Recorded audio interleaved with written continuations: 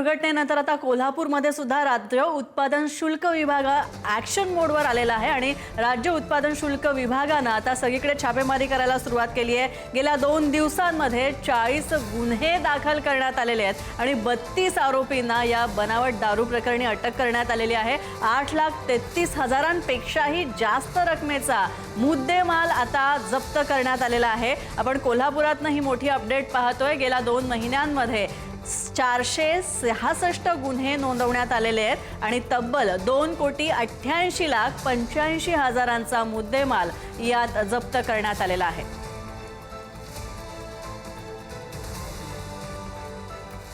तर कोल्हापूर जिल्ह्यात स्थानिक गुन्हे शाखा आणि जिल्हा पोलिसांनी गावठी हाटभट्टीची दारू अड्ड्यांच्या विरोधात आता मोठी मोहीम राबवली आहे आणि करवीर तालुक्यामध्ये सुद्धा कणेरीवाडी आणि मोरेवाडी इथं सुद्धा अड्ड्यांवर छापे टाकण्यात आलेले आहेत। हजारो लिटर केमिकल, रसायन आणि दारू निर्मितीचं इतर साहित्य जप्त करण्यात आलेलं आहे। मोरेवाडीमध्ये जेसीबीच्या साहाय्यानं अड्डे हे उद्ध्वस्त करण्यात आलेत आणि या दोन्ही कारवायांमध्ये अनेक संशयितांवर गुन्हे देखील दाखल करण्यात आलेले आहेत। तसंच जिल्हाभरामध्ये सुद्धा हे छापा सत्र सुरू आहे। 21 कारवाया जिल्हाभरात करण्यात आलेल्या आहेत आणि 5,440 लिटर रसायन नष्ट करण्यात आलेलं आहे।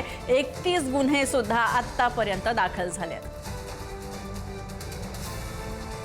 आमचे प्रतिनिधी शेखर पाटील आमच्या सोबत आहेत। तर शेखर, या दोन्ही महत्त्वाच्या अपडेट्स दारू प्रकरणासंदर्भातल्या कोल्हापूरमधून काय माहिती?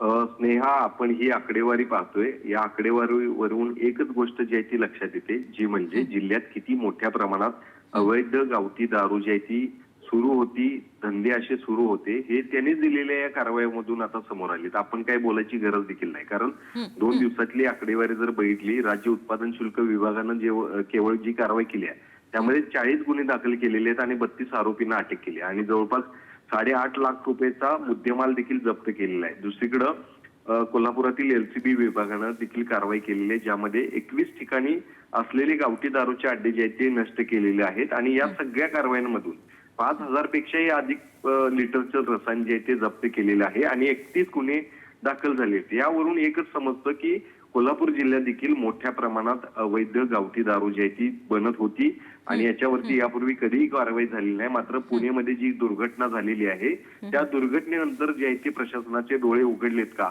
असा प्रश्न आता विचारायची गरज जी आहे ती निर्माण झालेली आहे। मात्र गेल्या अनेक दिवसांपासून कोल्हापूर जिल्ह्यामध्ये देखील अशा अनेकांचे मृत्यूही झाले असतील, मात्र त्याचा तपास आता आजपर्यंत झालाय का? पुण्यामध्ये ज्या पद्धतीने अनेकांचे बळी गेलेले आहेत त्याच पद्धतीचे बळी जे ते कोल्हापूरमध्ये गेल्यानंतर हे प्रशासन जागं होणार होतं का, असा सवाल आता निमित्तानं या सगळ्या निमित्तानं उपस्थित होत असला तरी प्रशासनाने या सगळ्यांवर कारवाई झालेली आहे, केलेली आहे, हे देखील स्वागतार्ह त्या ठिकाणी मानलं जाते। धन्यवाद शेखर, या सगळ्या अपडेट्स बद्दल। तर आपण पाहतोय पुण्याच्या दारू मृत्यू प्रकरणानंतर आता अनेक ठिकाणी राज्य उत्पादन शुल्क विभाग छापा टाकतोय। कोल्हापूरमध्ये सुद्धा अशीच कारवाई झाली आहे।